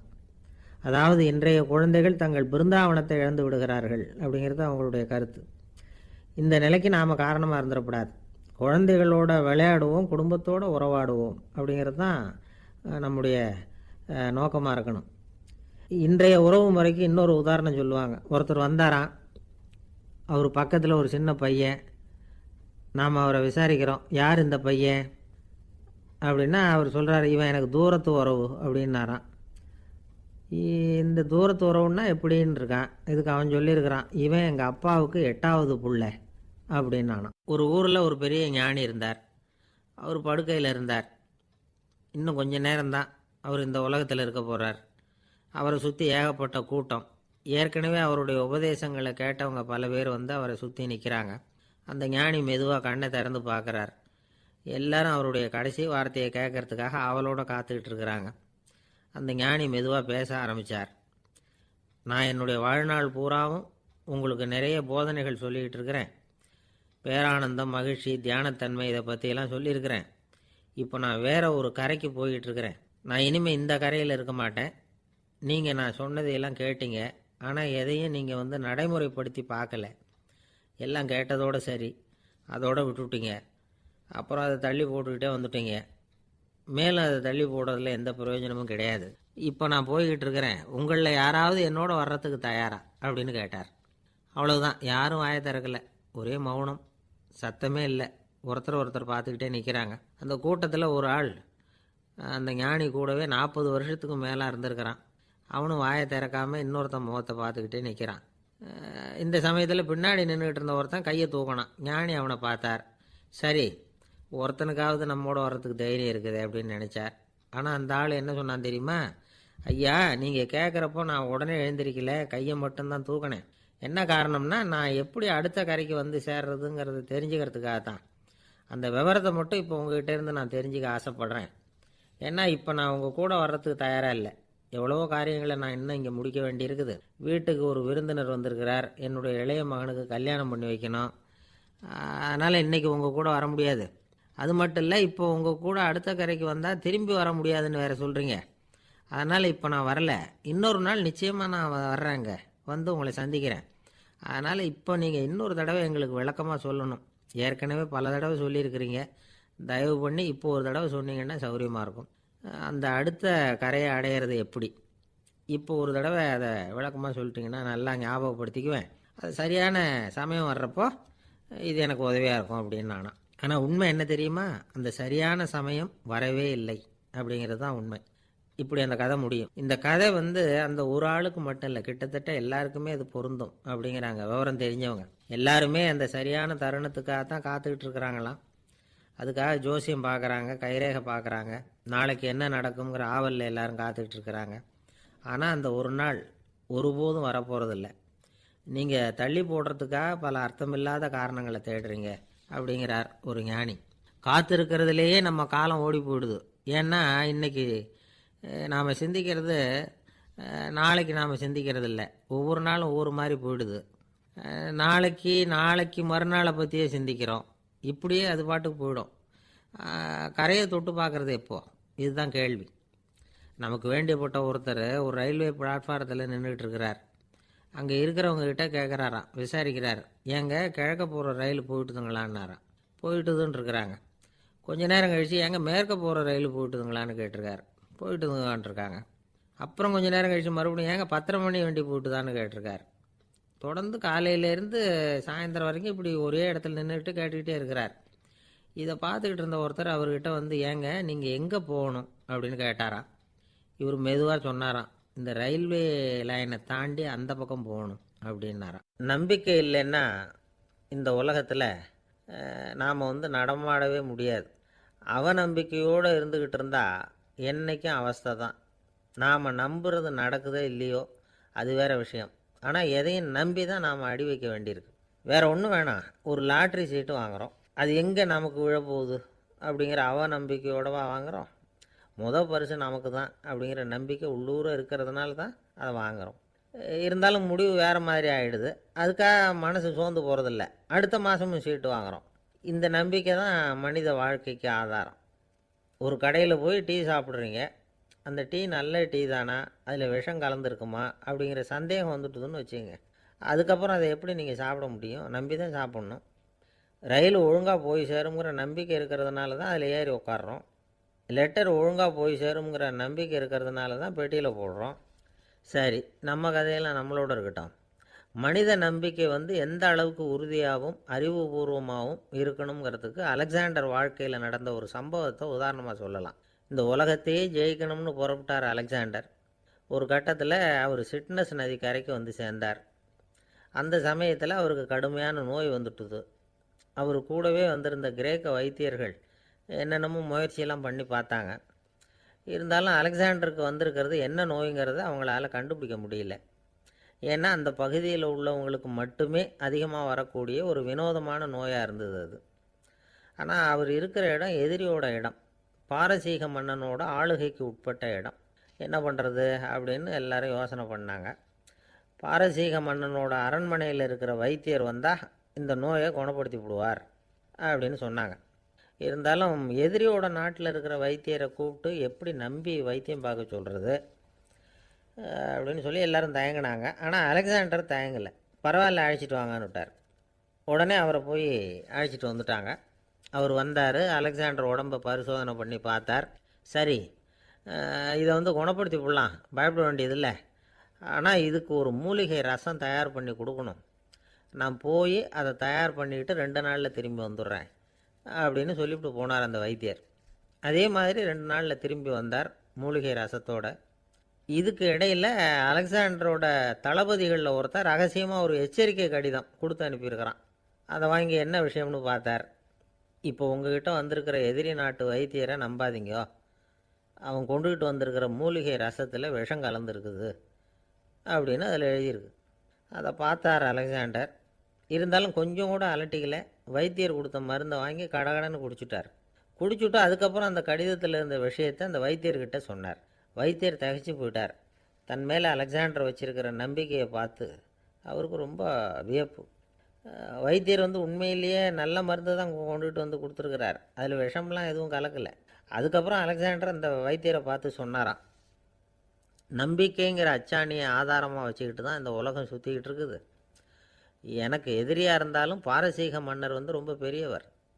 அப்பேற்பட்ட மன்னருடைய அரண்மனை வைத்தியர் தொழில் நேர்மை இல்லாதவராக இருக்க மாட்டார். அப்படி இருந்தால் அவரை வந்து அரண்மனை வைத்தியராக வச்சிருக்கவே மாட்டாங்க அப்படின்னு நம்பினேன். என்னுடைய நம்பிக்கை வீண் போகலை அப்படின்னாராம். இதுதான் மானுட நம்பிக்கைங்கிறது. இந்த காலத்துலேயும் இது மாதிரி இந்த மானுட நம்பிக்கையை ரொம்பவும் சாமர்த்தியமாக கையாளுகிற கெட்டிக்காரங்க சில பேர் இருக்கிறாங்க. ஒரு இந்த காலத்து குரு, அவருக்கு ஒரு சிஷ்யன். குரு முன்னாடி அந்த சிஷ்யன் ரொம்ப பணிவாக நின்று, குருவே உங்கள் கையால் விஷத்தை கொடுத்தாலும் அதை வாங்கி மடமடன்னு குடிச்சிருவேன் அப்படின்னா. உன்னுடைய குரு பக்தியை மெச்சினேன் அப்படின்னார் குரு. அதுக்கு அந்த சிஷ்யன், அப்படி இல்லை குருவே, உங்ககிட்ட சிஷ்யனாக இருக்கிறத விட உங்கள் கையால் விஷத்தை வாங்கி குடிச்சு விடுறது ரொம்ப நல்லது, அதனால தான் அப்படி சொன்னேன் அப்படின்னா. ஒரு தீக்குச்சி தீப்பெட்டியை பார்த்து கேட்டுதான், நாம் 2 பேரும் தானே உரசிக்கிறோம், ஆனால் நான் மட்டும் தீ பிடிச்சி எரிஞ்சு போகிறேன், நீ அப்படியே இருக்கிறியே அப்படின்னு தான். அதுக்கு தீப்பெட்டி சொல்லியிருக்குது, உனக்கு தலையில் கணம் இருக்குது அதனால் அழிஞ்சு போகிற அப்படின்னு தான். எப்படி இருக்கு பாருங்கள் இந்த பதில். தலையில் கணம் உள்ளவங்க யாருமே சரியாக இருக்க முடியாது. எவ்வளவு பெரியவங்களாக இருந்தாலும் சரி, ரொம்ப கஷ்டம்தான் அது. கர்வம்ங்கிறது கூடவே கூடாது. இதை விளக்கிறதுக்கு மகான் ஒருத்தர் ஒரு சம்பவத்தை சொல்கிறார். அர்ஜுனன் வந்து தீர்த்த யாத்திரை பண்ணானா. அப்போது தென்னிந்தியாவுக்கு வந்திருக்கிறான். ராமேஸ்வரத்துக்கு போனப்போ அங்கே இலங்கைக்கு கல்லுலாம் அடுக்கி போடப்பட்டிருந்த பாலத்தை பார்த்தானா. ஒரு சின்ன குரங்கு அதுக்கு பக்கத்தில் விளையாடிக்கிட்டு இருந்திருக்கு. அதை பார்த்துட்டு அர்ஜுனன் சிரிச்சிருக்கான். ஏன் சிரிக்கிறேன்னு கேட்டிருக்கு அந்த குரங்கு. ராமன் மிகச்சிறந்த வில் வீரன், அப்படி இருக்கிறப்போ அவன் வந்து இலங்கைக்கு அம்புகளாலேயே ஒரு பாலம் கட்டியிருக்கலாம். அதை விட்டுட்டு போயும் உன்ன மாதிரி குரங்குகளை துணையாக வச்சுக்கிட்டு இப்படி ஒரு கருங்கல் பாலத்தை கட்டியிருக்கிறானே அப்படின்னானா. அம்புகளால் பாலம் கட்ட முடியுமா அப்படின்னு கேட்டுதான் குரங்கு. ஏன் முடியாது, என்னால் முடியுமேன்னு இருக்கான் அர்ஜுனன். அம்பால் பாலம் கட்டலாம், இருந்தாலும் என்ன மாதிரி குரங்குகள் ஏறி நடந்தா அது தாங்குமா? அதனால தான் ராமர் வந்து கருங்கல் பாலமே கட்டினார் அப்படின்னுது குரங்கு சொல்லிச்சான். அப்படியே சொல்கிற, நான் வேணும்னா இப்போ அம்புகளாலேயே ஒரு பாலத்தை கட்டுறேன், நீ அது மேலே ஏறி நடந்து பார். பாலம் விழுந்துட்டுதுன்னா நான் தீ மூட்டி அதில் குதித்து உயிர் தியாகம் பண்ணி விட்றேன் அப்படின்னு நான் ரொம்ப கோபமாக. உடனே அந்த சின்ன குரங்கு பெரிய உருவம் எடுத்துட்டு தான் கையில் கதையோடு அர்ஜுனன் முன்னாடி நிற்கிறான் அனுமன். பார்த்தா, என்னுடைய தலைவர் ராமரையா இழிவாக பேசுகிற, நீ இப்போ பாலம் கட்டு, நான் என்னுடைய பலத்தை காட்டுறேன் அப்படின்னு அனுமன். அர்ஜுனன் வந்து தன்னுடைய காண்டிபத்தை எடுக்கிறான், சரமாரியாக அம்புகளை விடுறான். அதெல்லாம் ஒன்றோட ஒன்று கோத்துக்கிட்டு அப்படியே பாலம் மாதிரி நிற்கிது. அர்ஜுனன் தலை நிமிர்ந்து நின்னான். அனுமன் வந்து உயர கிளம்பி அங்கேருந்து பாலத்தில் வந்து பொத்துன்னு இறங்கினான். பாலம் அப்படியே நொறுங்கி போச்சு தூள் தூளாக. என்ன அர்ஜுனா, இப்போ என்ன செய்ய போகிற அப்படின்னு நான் ஏளனமா. அர்ஜுனன் தலையை தொங்க போட்டுக்கிட்டான். சொன்னபடி தீ மூட்டி அதில் குதிக்கிறதுக்காக 3 தடவை சுற்றி வந்தான். அப்போது கிருஷ்ணர் அங்கே வந்தார். என்ன அர்ஜுனா, என்ன நடக்குது, என்ன இது அப்படின்னு ஒன்றும் தெரியாத மாதிரி கேட்டார். அர்ஜுனன் வாயை திறக்கிறதுக்கு முன்னாடி அனுமன் வாயை திறந்தான், நடந்ததை சொன்னான். அர்ஜுனன் சவால் விட்டபடி உயிர் திறந்தே ஆகணும்னா அனுமன். கிருஷ்ணர் யோசனை பண்ணார். நல்லது, இந்த சவால் விட்டதுக்கும் நடந்ததுக்கும் யார் சாட்சி? பெரிய ஒருத்தரை சாட்சியாக வச்சுக்கிட்டல்லவா நீங்கள் இந்த போட்டியை நடத்தியிருக்கணும் அப்படின்னார். அதனால் என்ன, இப்போ மறுபடியும் அந்த போட்டியை நடத்திவிட்டா போச்சு, என்னால் அந்த அம்பு பாலத்தை நொறுக்க முடியாதா அப்படின்னு அனுமன். சரி, இப்போ மறுபடியும் அது நடக்கட்டும்னார் கிருஷ்ணர். அர்ஜுனன் அம்பு பாலம் அமைச்சான். அனுமன் ஏறி குதிச்சான். பாலம் அசைஞ்சு கொடுக்கவே இல்லை, அவ்வளோ உறுதியாக இருக்குது. இப்போ அனுமன் தலையை குனிஞ்சிக்கிட்டான். அர்ஜுனன் நன்றியோடு நிமிர்ந்து பார்த்தான். கிருஷ்ணருடைய தோள்கள்லேயும் முதுகள்லேயும் ரத்தம். என்ன சுவாமி, என்ன நடந்ததுன்னு நான் பதறி போய், உன் அம்பு பாலத்தை நான் தான் முட்டு கொடுத்து தாங்கிக்கிட்டு இருந்தேன். அனுமன் குதித்தப்போ என் மேலே ஏற்பட்ட காயங்கள் இவை. பின்ன உன்னுடைய அம்பு பாலத்தினாலேயா பாலம் நின்றுதுன்னு நினைக்கிற அப்படின்னாராம். முதல்ல வந்து அர்ஜுனன் அப்புறம் அனுமன் 2 பேருக்குமே கர்வ பங்கம் ஆகிட்டு தான். அதாவது அவங்கக்கிட்ட இருந்த கர்வம் போயிட்டுது. யாராக இருந்தாலும் கர்வம் கூடாதுங்கிறத இதிலேருந்து நாம் புரிஞ்சுக்கணும். இந்த காலத்தில் நாமெல்லாம் எந்த விஷயத்துக்கெல்லாம் கர்வப்பட்டுருக்கோம் தெரியுமா? ஒரு 2 பெண்கள் தங்களுடைய கணவன்மார்களை பற்றி ரொம்ப பெருமையாக பேசிக்கிட்டாங்களாம். அதில் ஒரு அம்மா சொல்லியிருக்கு, என் வீட்டுக்காரர்கிட்ட எந்த சப்ஜெக்ட் கொடுத்தாலும் சரி அந்த விஷயத்தை பற்றி அழகாக 1 மணி நேரம் பேசுவார் அப்படின்னாங்களாம்.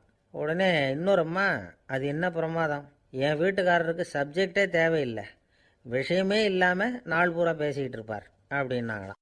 ஒரு காடு, நல்ல மரம்லாம் செழிச்சு இருந்தது. அப்படிப்பட்ட காட்டில் ஒரு சாது இருந்தார். அவர் எப்படின்னா எப்பவும் ஒரு மரத்தடியில் உட்காந்துருப்பார். ஏன்னா அவருடைய இருப்பிடமே அதுதான். அவர் என்ன பண்ணுவார், 3 கல் வச்சுருந்தார். செங்கல் மாதிரி இருக்கும், ஆனால் அதை விட கொஞ்சம் பெருசாக இருக்கும். எதுக்கு அந்த 3 கல்லுன்னா அதுதான் அவருடைய படுக்கை. அதாவது தூங்குறப்ப ஒரு கல்லை தலைக்கு கீழே வச்சுக்குவார், இன்னொரு கல்லை இடுப்புக்கு கீழே வச்சுக்குவார், இன்னொரு கல்லை காலுக்கு கீழே வச்சுக்குவார். உடம்பை வந்து அப்படியே ஒரு தகட்டால் மூடிக்குவார், அப்படியே தூங்கி போடுவார். மழை பெய்யுதுன்னு வச்சுங்க, அவர் உடம்பு வந்து 3 கல் மேலே இருக்குதா, அதனால் தண்ணி வந்து அடியில் ஓடி போடும், உடம்பு நனையாது. மேலே தகடு இருக்கிறதுனால மழையும் உடம்புல படாது. அவர் தூக்கமும் கெடாது, நிம்மதியாக தூங்குவார். பகலில் அந்த 3 கல்லையும் ஒரு சேர ஒரு அடுப்பு மாதிரி வச்சு அது மேலே உட்காந்துக்குவார். அதனால் பாம்பு பூச்சி எதுவும் அவரை வந்து தொந்தரவு பண்ணுறதில்ல, அது பாட்டுக்கு நடந்து போயிடும். அவர் பாட்டுக்கு நிம்மதியாக இருப்பார். யாராவது எதையாவது கொண்டுகிட்டு வந்து கொடுத்தா அதை வாங்கி சாப்பிடுவார், அவ்வளவுதான். ஒரு நாள் அந்த நாட்டு அரசன் காட்டுக்கு வேட்டையாட வந்தான். அந்த வழியாக வந்தப்போ இந்த சாது படுத்துருக்கிறத பார்த்தான், பரிதாபப்பட்டான். ஐயோ பாவம், இவர் இப்படி இந்த கல் மேலே உடம்ப வச்சுக்கிட்டு தூங்குறாரு, என்ன பாடுபடுவார், இவரை நாம் வந்து அரண்மனைக்கு அழைச்சிட்டு போய் சுகமாக நிம்மதியாக இருக்கிறதுக்கு வழி செஞ்சு கொடுப்போம், அது ரொம்ப நல்லாயிருக்கும் அப்படின்னு நினச்சான். அப்படி நினச்சிக்கிட்டே அரண்மனைக்கு வந்துட்டான். அதுக்கப்புறம் ஒரு பல்லக்கையும் 2 சேவகர்களையும் காட்டுக்கு அனுப்பி அந்த சாதுவை மெதுவாக இங்கே அழைச்சிட்டு வந்துடுங்க அப்படின்னு சொல்லி அனுப்பி வச்சான். இவங்க போய் அவர்கிட்ட விவரத்தை சொன்னாங்க. எனக்கு என்னத்துக்கு அரண்மனை வாசம் அப்படின்னார். இருந்தாலும் மன்னர் உத்தரவு, நீங்கள் அவசியம் வரணும் அப்படின்னாங்க இவங்க. சரின்னு சொல்லிவிட்டு வேறு வழி இல்லாமல் புறப்பட்டார். புறப்படும் பொழுது என்ன பண்ணார்னா, மறக்காமல் அந்த 3 கல் ஒரு தகடு அதையும் எடுத்து பல்லக்கில் வச்சுக்கிட்டார். என்னத்துக்கு இதையெல்லாம் எடுத்து வைக்கிறாரு அப்படின்னு சொல்லி அவங்க யோசனை பண்ணாங்க. இருந்தாலும் அதை பற்றி ஒன்றும் கேட்கல. பேசாமல் அவரை அழைச்சிட்டு போய் அரண்மனையில் விட்டுட்டாங்க. அரசன் ஓடி வந்தான், வரவேற்றான், அறுசுவை உணவு படைத்தான். அவர் படுக்கிறதுக்கு தங்க கட்டில், பட்டு மெத்தை, இப்படி எல்லாம் ஏற்பாடு பண்ணி வச்சான். இங்கே படுத்து ஓய்வு எடுத்துக்குங்க அப்படின்னு சொல்லிவிட்டு அவன் பாட்டு போயிட்டான். மறுநாள் காலையில் வந்து பார்க்குறான், சாது படுத்துருக்கிறார். எப்படி தெரியுமா, அந்த பட்டு மெத்தை மேலே 3 கல்லையும் வச்சு வழக்கம் போலவே அது மேலே படுத்துருக்கிறார், அதுக்கு மேலே தகடு. அரசன் பார்த்துட்டு அதிர்ச்சி ஆயிட்டான். என்ன சுவாமி இப்படி அப்படின்னா, சாது சொன்னார், எனக்கு வந்து தேவையும் இல்லை குறையும் இல்லை, எல்லா இடத்துலையும் எனக்கு ஒரே மகிழ்ச்சி தான் அப்படின்னார். மகிழ்ச்சிங்கிறது தங்க கட்டிலேயோ பட்டு மெத்தையிலேயோ இல்லை, அது வந்து மனசில் இருக்கிற ஒரு விஷயம். உண்மையான மகிழ்ச்சிக்கு வழி வந்து மனப்பக்குவம் அப்படிங்கிறது அந்த அரசனுக்கு புரிஞ்சுதான். இந்த காலத்தில் ஒரு சாமியார், அவரை தேடி ஒரு சீடன் வந்தான். என்னாச்சு தெரியுமா, சுவாமி எனக்கு நிம்மதி வேணும், அதுக்கு என்ன வழின்னு கேட்டான். சாமியார் நிமிர்ந்து பார்த்தார். அப்புறம் சொன்னார், நீ ஏகப்பட்ட பேர்கிட்ட கடன் வாங்கியிருக்கிற, அதையெல்லாம் திருப்பி கொடுத்தா தான் உனக்கு நிம்மதி கிடைக்கும்னார். இவனுக்கு ஆச்சரியம். அது எப்படி சாமி, அவ்வளவு கரெக்டாக நான் கடன் வாங்கினதை கண்டுபிடிச்சிங்க அப்படின்னா. உனக்கு கடன் கொடுத்து சாமியாராக போனதே நான் தான்ப்பா, அதனால தான் இந்த கதிக்கு வந்தேன். என்கிட்டயே வந்து நிம்மதிக்கு வழி கேட்குறிய, அதுதான்டா வேதனை அப்படின்னாராம் அவர். ஒரு குரு, இளம் சீடர்கள் எதிரில் உட்காந்துருக்கிறாங்க. குரு பாடம் நடத்திக்கிட்டு இருக்கிறார். சீடர்களுக்கு ஒரு ஆசை, அதாவது ஒரு முக்கியமான மந்திரத்தை நம்ம குருநாதர்கிட்ட இருந்து கற்றுக்கணும் அப்படிங்கிறது அவங்க ஆசை.